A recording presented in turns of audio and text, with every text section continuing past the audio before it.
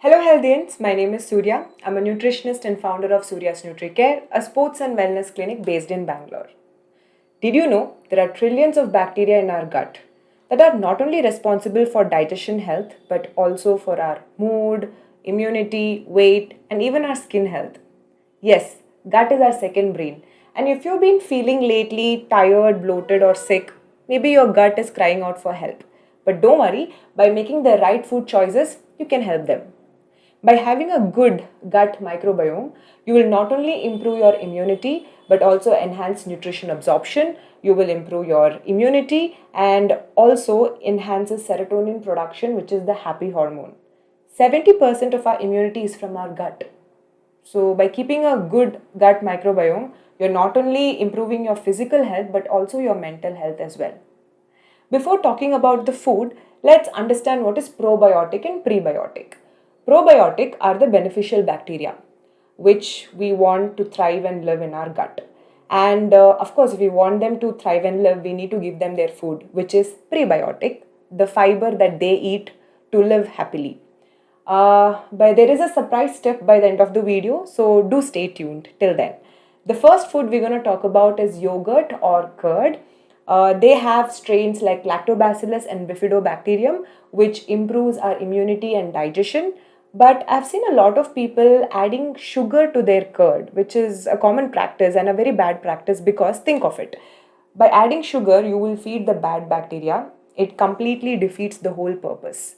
So instead, if you're having a habit of adding sugar, add seasonal fruit or a little bit of honey because honey is again a prebiotic that helps in feeding the good bacteria. The next food we're going to talk about is fermented food like kanji, there is idli dosa, there is palaya sadam and even dokla. What is kanji? It is nothing but as fermented water made up of carrot and beetroot and mustard. This is very famous in north part of India and it has strains like Lactobacillus plantarum, Lactobacillus brevis. Palaya sadam is nothing but as leftover rice. This is very famous in south part of India and east part of India. So the leftover rice is added with water and allowed to ferment overnight. Sometimes they add onion and chilies. In the morning with little bit of curd they are served. It has lactic acid bacteria. Idli and dosa is a batter of rice and urad dal allowed to ferment overnight. It has strains similar to that of kanji. Dokla is again a batter made up of gram flour, there is rice and yogurt. It has strains like Lactobacillus plantarum. Each one of this food has different probiotic strains. So by having a variety of this food, we'll make sure different probiotic bacteria are getting into our gut. The next food we're going to talk about is prebiotic. Garlic, onion, banana, especially the unripe ones, and even oats. They help in feeding the good bacteria, thereby supporting their growth. Also, they enhance the production of butyrate, a short chain fatty acid. This is very important because it strengthens the intestine wall so that the harmful compounds from our intestine doesn't get leaked to our body. The next point we're going to talk about is fiber rich food like flax seeds, chia seeds, apple, green leafy vegetables. In fiber rich food, there are two types of fibers, right? Soluble fiber and insoluble fiber. Soluble fiber are the food for the good gut bacteria, and insoluble fiber will add bulk to our food. So, smooth movement of our stool, and also it detoxifies our gut. So, both the fibers are equally important for us.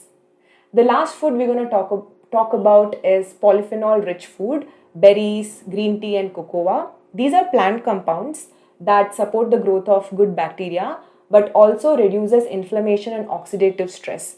I talk about oxidative stress in detail in my skin health video, so do check it out to understand it. So handful of berries and green tea go a long way. The surprise tip I wanted to talk by the end of the video is that different probiotic have their own function. Think of them like a specialist in hospital, right? For example, Lactobacillus acidophilus helps with digestion and it improves urinary tract health. Bifidobacterium lognum reduces stress, anxiety, so it's very good for mental health. Also, it helps with reducing inflammation and improving our immune system. Especially if you have finished a course of antibiotics, antibiotics kill both good and bad bacteria. So, after having a course of antibiotic, it's important to have probiotic. Lactobacillus ramus will bring back that, repair the gut and bring back that balance sooner. It also helps with digestion as well. So don't memorize all of these names, and it's not necessary that you need to know all of these strains, but the whole summary of this point is that you need to have a variety of these foods so that all the probiotic gets into your system and helps with the different functions of our body. And try including 2 to 3 foods from whatever we have discussed to start with. I'm sure your body will thank you from inside out. I hope this video was helpful and you guys learned a thing or two from this. Like, share, and subscribe for more such contents. I'll see you in the next video.